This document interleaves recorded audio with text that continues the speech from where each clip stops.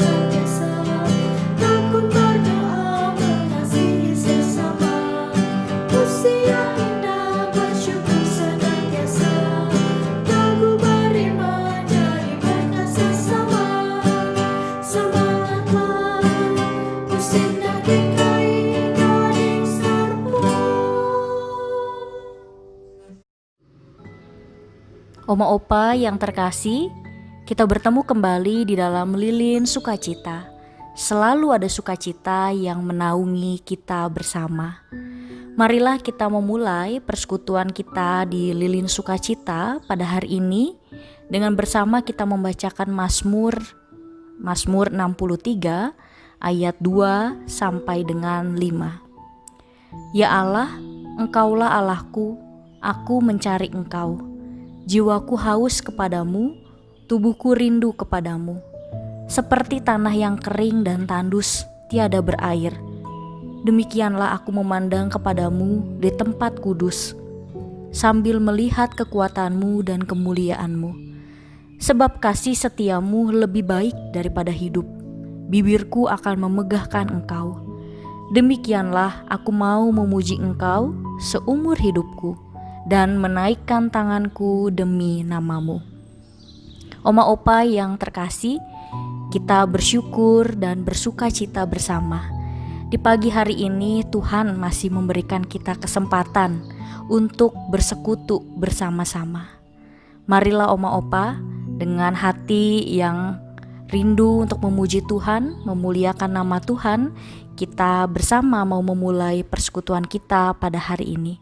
Kita akan bernyanyi bersama dari Kidung Jemaat 392, Ku Berbahagia. Aku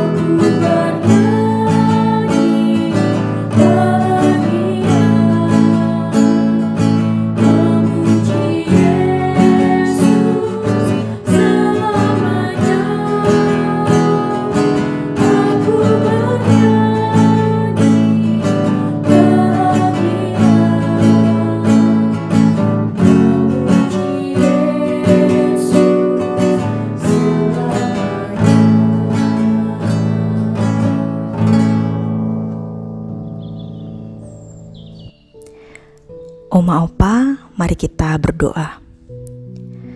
Kami bersyukur kepadamu ya Allah atas kasih setiamu yang begitu besar di dalam kehidupan kami. Kiranya kami juga boleh bersama-sama pada hari ini memuji nama Tuhan, mendengarkan firman Tuhan, agar apapun yang kami lakukan di kehidupan kami seturut dengan kehendak Tuhan. Biarlah kami juga pada hari ini boleh mendengarkan dengan baik firman-Mu. Inilah doa kami, di dalam nama Yesus Kristus kami mengucap syukur dan berdoa. Amin. Oma Opa, sebentar lagi kita akan mendengarkan firman Tuhan. Mari kita menyiapkan hati kita, pikiran kita untuk diisi dan dibarui oleh firman Tuhan yang akan kita dengar, agar kehidupan kita selalu memuliakan Tuhan. Mari kita menyanyikan lagu Ku Mau Cinta Yesus selamanya.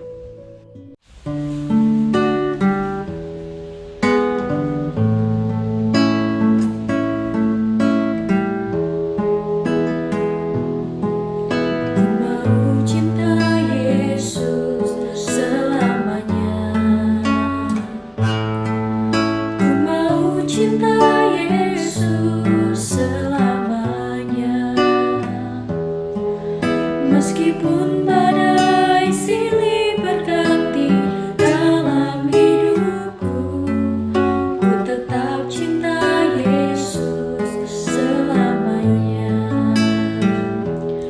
Ya Aba, Bapa, ini aku anakmu, layakkanlah seluruh hidupku. Ya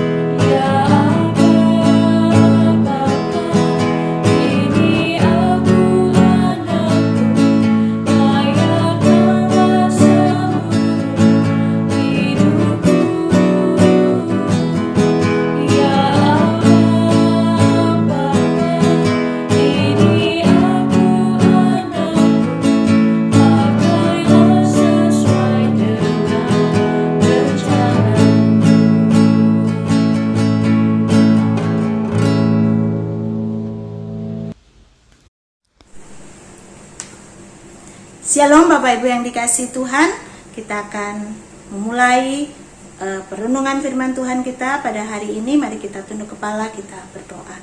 Ya Tuhan Allah Bapa kami, sungguh kami bersyukur untuk kasih setia Tuhan di dalam kehidupan kami. Dan kalau saat ini Engkau mengizinkan kami kembali dipersatukan di dalam persekutuan secara virtual, memberkati kami. Secara khusus kalau sebentar kami akan merenungkan kebenaran firman-Mu. Biarlah Engkau sendiri yang menolong kami untuk berkonsentrasi, Engkau yang memampukan kami untuk dapat memahami dan melakukannya. Ya, kalau ada kuasa-kuasa jahat yang akan mengganggu kami, di dalam nama Tuhan Yesus kami berdoa, mematahkannya, supaya sungguh hanya kuasa-Mu saja yang boleh dinyatakan. Berfirmanlah ya Tuhan, kami siap mendengar. Di dalam nama Tuhan kami Yesus Kristus kami berdoa. Amin. Bapak Ibu yang terkasih di dalam Tuhan, tema yang diberikan kepada saya adalah mengasihi Tuhan, bagaimana menemukannya. Mengasihi Tuhan, bagaimana menemukannya. Kita akan membaca dari Yohanes pasal yang ke-21, ayat yang ke-15 sampai dengan yang ke-19. Demikian bunyi firman Tuhan. Sesudah sarapan, Yesus berkata kepada Simon Petrus, "Simon anak Yohanes, apakah engkau mengasihi aku lebih daripada mereka ini?" Jawab Petrus kepadanya, "Benar Tuhan, engkau tahu bahwa aku mengasihi engkau. Kata Yesus kepadanya, gembalakanlah domba-dombaku. Kata Yesus pula kepadanya untuk kedua kalinya, Simon anak Yohanes, apakah engkau mengasihi aku? Jawab Petrus kepadanya, benar Tuhan, engkau tahu bahwa aku mengasihi engkau. Kata Yesus kepadanya, gembalakanlah domba-dombaku. Kata Yesus kepadanya untuk ketiga kalinya, Simon anak Yohanes, apakah engkau mengasihi aku? Maka sedih hati Petrus karena Yesus berkata untuk ketiga kalinya, apakah engkau mengasihi aku? Dan dia berkata kepadanya, Tuhan, engkau tahu segala sesuatu. Engkau tahu bahwa aku mengasihi engkau. Kata Yesus kepadanya, gembalakanlah domba-dombaku. Aku berkata kepadamu, sesungguhnya ketika engkau masih muda, engkau mengikat pinggangmu sendiri, dan engkau berjalan kemana saja kau kehendaki. Tetapi jika engkau sudah menjadi tua, engkau akan mengulurkan tanganmu, dan orang lain akan mengangkat engkau, dan membawa engkau ke tempat yang tidak kau kehendaki. Dan hal ini dikatakannya untuk menyatakan bagaimana Petrus akan mati dan memuliakan Allah. Sesudah mengatakan demikian, ia berkata kepada Petrus, ikutlah aku. Sampai demikian jauh pembacaan firman Tuhan. Berbahagia setiap kita yang mendengarkan, merenungkan, terlebih melakukannya di dalam kehidupan kita hari demi hari. Bapak Ibu yang terkasih di dalam Tuhan, pasti pernah mengingat satu lagu yang dipopulerkan oleh artis Titiek Puspa. Lagu ini berjudul Jatuh Cinta Berjuta Rasanya. Di dalam lagu ini memang digambarkan bagaimana seorang yang jatuh cinta itu begitu bergembira, merasakan satu keindahan yang luar biasa, tetapi dia menjadi bingung dengan apa yang dia alami. Dia tidak tahu bagaimana seharusnya mengambil sikap dan menjadi salah tingkah. Semuanya menjadi serba salah. Nah, hari ini kita sedang berbicara juga tentang apakah kita juga sedang jatuh cinta kepada pribadi Allah. Ya, kalau mungkin bahasa yang biasa kita dengar, apakah kita betul-betul mengasihi Allah. Bapak Ibu yang terkasih di dalam Tuhan, melalui bacaan yang kita baca bersama-sama hari ini, yaitu di dalam Yohanes 21 ayat yang ke-15 sampai dengan 19, kita diajak melihat bagaimana sesungguhnya orang yang mengasihi Tuhan itu, bagaimana kita mengetahuinya. Dalam bagian ini yang pertama kita boleh belajar bahwa ternyata orang yang mengasihi Tuhan itu adalah orang-orang yang telah melewati krisis di dalam kehidupannya. Bapak Ibu yang terkasih di dalam Tuhan, di awal perjalanan mengikut Yesus, Petrus itu dengan mudah mengatakan bahwa dia akan menjadi seorang murid yang paling di depan. Kalau murid-murid yang lain meninggalkan Yesus, Petrus mengatakan bahwa dia tidak akan pernah meninggalkan Yesus. Tetapi faktanya ternyata begitu bertolak belakang. Belum sampai Yesus mengalami peristiwa penyaliban, Petrus sudah menyangkali dia sebanyak 3 kali. Dan setelah kebangkitannya, Yesus kembali menjumpai Petrus, dan dia ternyata menjadi seorang pribadi yang berubah. Ya, dalam karya Kristus, kebangkitan yang dialaminya, Yesus datang menjumpai Petrus dan dia bertanya kepada Petrus, apakah Petrus mengasihi dia. Kali ini bukan dengan sikap arogan Petrus menjawab, tetapi justru dengan satu rasa kesedihan. Dia mengatakan, terlebih ketika Tuhan Yesus bertanya sampai 3 kali, apakah Petrus mengasihi dia. Di dalam jawaban yang ketiga, Petrus dengan sedih hati mengatakan, Tuhan, Engkau tahu segala sesuatu. Engkau tahu bahwa aku mengasihi Engkau. Tanpa banyak bicara lagi, Petrus mau menunjukkan, Tuhan lihat hatiku. Tidak perlu lagi aku berkata-kata, karena ternyata kata-kata itu justru menunjukkan betapa lemahnya diriku.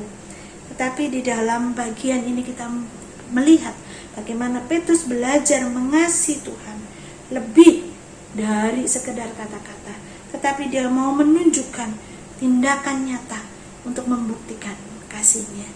Bahkan dia sadar betul akan posisinya di hadapan Tuhan, bagaimana sesungguhnya dia bukan orang yang layak untuk mengasihi Tuhan, tetapi dia mengatakan, Tuhan, aku mau menjadi rekanmu. Aku mau menjadi orang yang mengasihi engkau dengan segala apa yang aku miliki, dengan kemampuanku yang seperti ini. Bapak Ibu yang terkasih di dalam Tuhan, kemampuan Petrus mengasihi bukan dari dirinya sendiri, tetapi ketika justru dimulai dari karya Allah yang terlebih dahulu mengasihi Petrus. Bahkan di dalam kegagalannya, Tuhan Yesus mau hadir datang memulihkan Petrus. Dan di dalam kondisi yang demikian, Petrus menunjukkan bukti kasihnya. Bukan lagi hanya di dalam kata-kata, tetapi dia menunjukkan keseluruhan hidupnya yang mengasihi Allah dengan total. Bagian yang berikutnya, mari kita merefleksikan, apakah sungguh kita juga mengasihi Kristus dengan seluruh keberadaan kita. Jangan hanya di mulut saja, tetapi ketika tantangan datang, kita segera meninggalkan dia. Bahkan mungkin bukan penyiksaan atau hal-hal yang begitu berat, hanya karena Tuhan tidak mengabulkan apa yang kita inginkan, kita meninggalkan dia dan kita berpaling kepada yang lain. Bapak Ibu yang terkasih di dalam Tuhan, kalau Bapak Ibu betul-betul mengasihi Tuhan, mari hari ini kita buka di hadapan Tuhan. Kita katakan, Tuhan, Engkau mengetahui, mengenal aku. Ini seluruh keberadaanku, aku berikan hanya kepadamu. Di dalam bagian yang berikutnya kita boleh melihat bagaimana ternyata Petrus begitu diubahkan. Dia tidak lagi fokus kepada kepentingannya sendiri, tetapi dia menjadikan Tuhan yang utama. Karena dia tahu hidupnya hanya dipakai untuk memuliakan nama Tuhan. Bapak Ibu yang terkasih di dalam Tuhan, di dalam masa awal Petrus mengikut Yesus, itu kita melihat bahwa seringkali fokus Petrus itu kepada dirinya sendiri. Salah satu contoh di dalam Matius 19 ayat 27, di sana disebutkan ketika Petrus sudah meninggalkan segala sesuatu, dia bertanya kepada Tuhan Yesus, kami sudah meninggalkan segala sesuatu dan mengikut Engkau, jadi apa yang akan kami peroleh?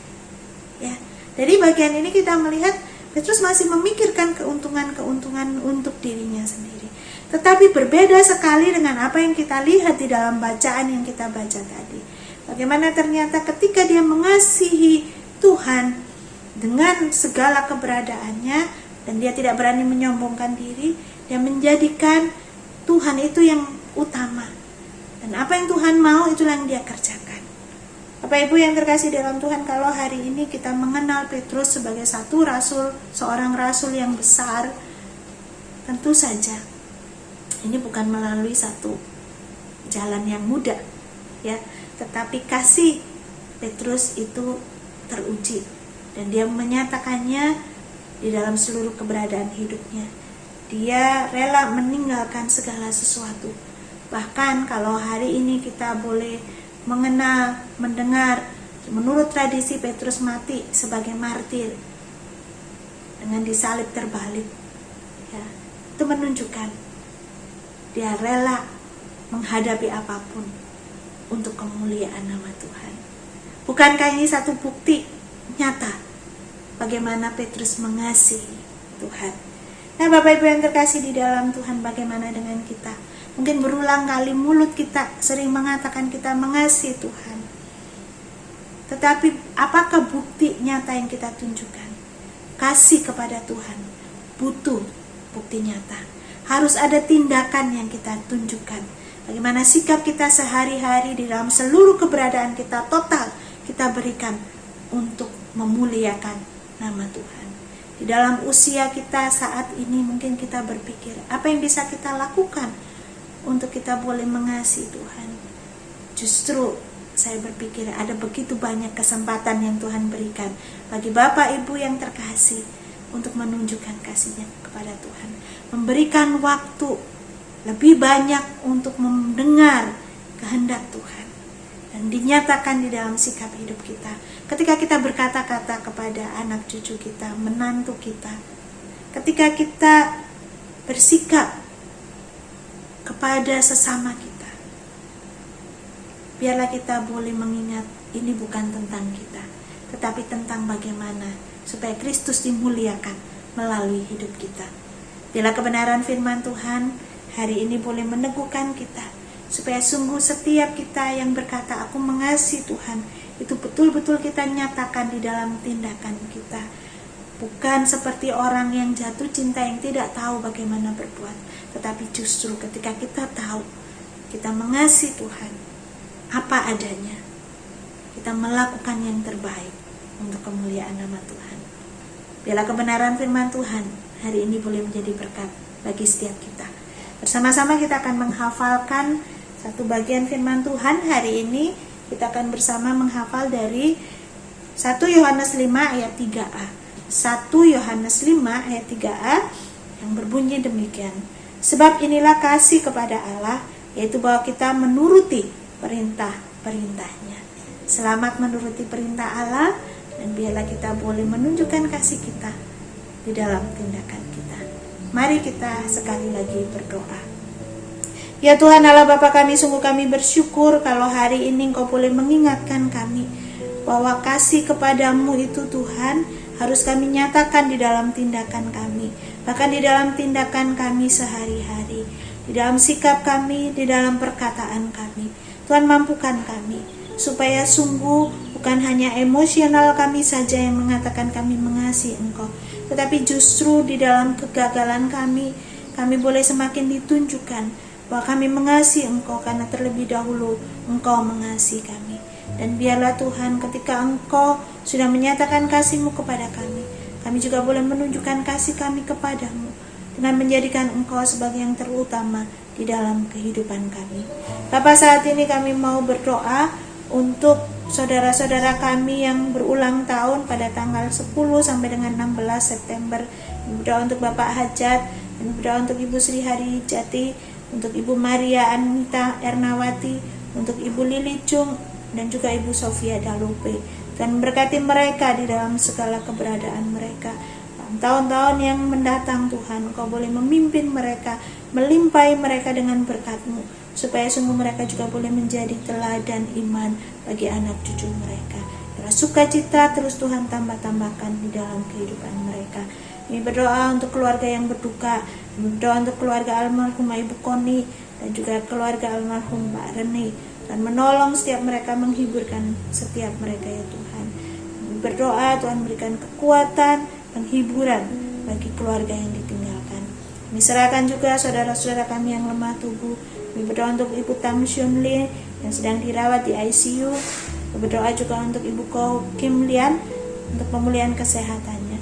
Terlebih kami juga berdoa untuk setiap jemaat Tuhan dan pengurus di dalam Usinda ini, dan menolong mereka ya Tuhan, melimpahkan anugerah kesehatan bagi mereka. Dan biarlah mereka boleh tetap bersukacita melakukan tugas tanggung jawab mereka. Ini doa kami ya Tuhan.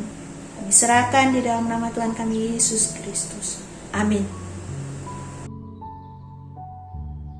Oma Opa yang terkasih, kita telah mendengarkan firman Tuhan yang telah disampaikan oleh Ibu Reni. Biarlah firman Tuhan terus menguatkan hati kita, meneguhkan hati kita untuk dapat melakukan setiap kebenaran firman Tuhan di dalam kehidupan kita sehari-hari. Oma Opa yang terkasih, di dalam kehidupan kita pasti diperhadapkan kepada kesulitan-kesulitan ataupun segala sesuatu yang membuat hati kita bersedih.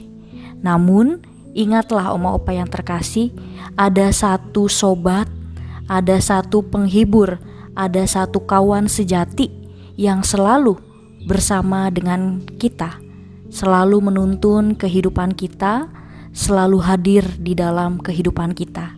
Ia adalah Yesus. Yesus adalah segala-galanya di dalam kehidupan kita.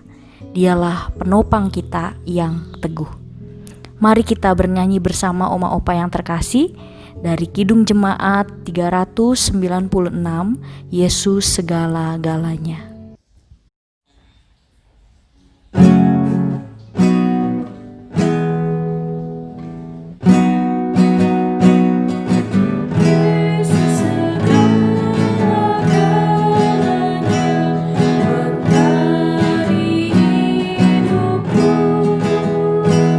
Sehari-hari Dia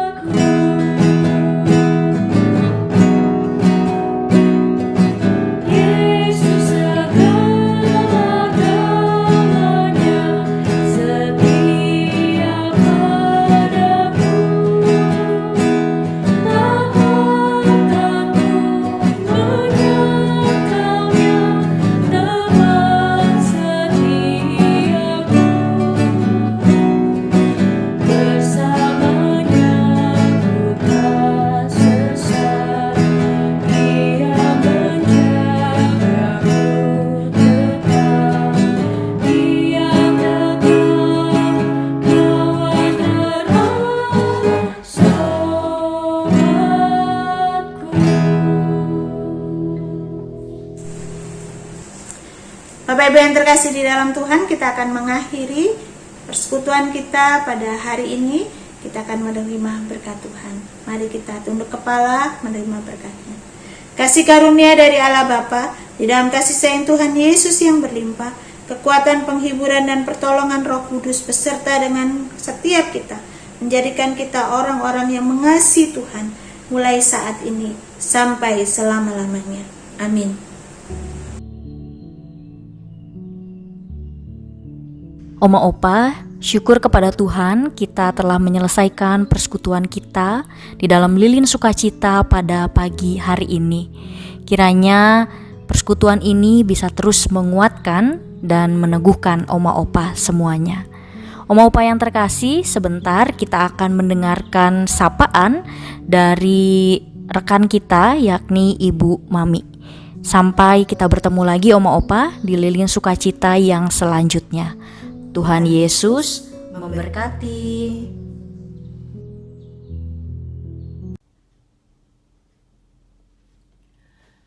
Bapak Ibu yang dikasihi Tuhan Yesus, saya ucapkan selamat pagi. Di sini saya mau bersaksi apa yang saya alami selama pandemi COVID-19.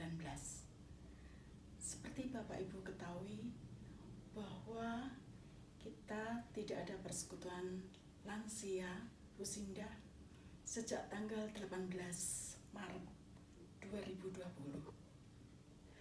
Saya masih ikut pelayanan bersama Vokal Grup Anugerah terakhir tanggal 15 Maret 2020 di Panti Wiradahana. Dan sebelumnya tanggal 8 di GKI Taman Kedoya Baru, tanggal 1 di GKI Kepaduri. Setelah saya pulang dari Panti Wiradahana kira-kira jam 1:30 siang, saya dapat telepon dari anak saya. Mama, di mana? Mama di rumah, baru pulang dari pelayanan di Panti Wiradahana. Mama mulai saat ini, Mama sama Papa tidak boleh keluar. Terus Mama kemarin pelayanan kemana aja?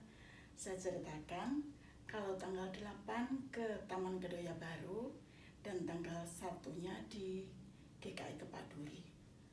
Mah, di Taman Kedoya Baru itu ada yang kena COVID loh. Gitu bilangnya anak saya. Di tempat saya di GKI Pondok Indah mulai hari ini tadi sudah tidak ada kebaktian. Nah, dari situ saya berpikir, waduh, tanggal 8 kemarin kita ketemu siapa aja ya di Taman Kedoya Baru. Saya mulai ada rasa ketakutan. Tapi setelah itu saya pikir, ya sudahlah, tidak ada apa-apa. Berjalannya waktu, dari Maret, April, Mei, kita masih biasa-biasa aja di rumah. Ya saya anggap seperti istirahat dan menjalankan kegiatan seperti biasa. Pagi olahraga, ya jalan kaki untuk ngintarin di kompleks. Habis itu kita berjemur, terapi, begitu kegiatan kami. Nah, dengan berjalannya waktu, setelah bulan Maret, April, Mei, pada bulan Juni, kita sudah merasa jenuh di situ. Juni apalagi sering mendengar berita-berita bagaimana perkembangan COVID yang semakin bertambah. Ada rasa ketakutan karena kita menyadari bahwa kita sudah lansia, di mana rentan. Apalagi yang punya sakit bawaan seperti suami saya yang punya sakit bawaan stroke. Di situ saya diliputi rasa ketakutan. Dari awal bulan Juni itu saya berpikir terus, apalagi ada berita-berita di grup saya dari Surabaya, selalu ada berita-berita yang sangat menyedihkan. Saya biasanya setiap 3 bulan sekali atau 4 bulan sekali saya mesti pulang ke Surabaya, tepatnya ke Sidoarjo, karena saya masih ada rumah di sana dan ada beberapa yang perlu saya beresin. Tapi saat ini tidak bisa kemana-mana, mau pulang takut, naik kereta takut, naik pesawat takut, mau minta tolong diantar anak juga kerja. Jadi itu saya pikir sendiri, tidak ada jalan keluarnya. Sampai akhirnya tanggal 25 Juni mendadak saya jam 7 malam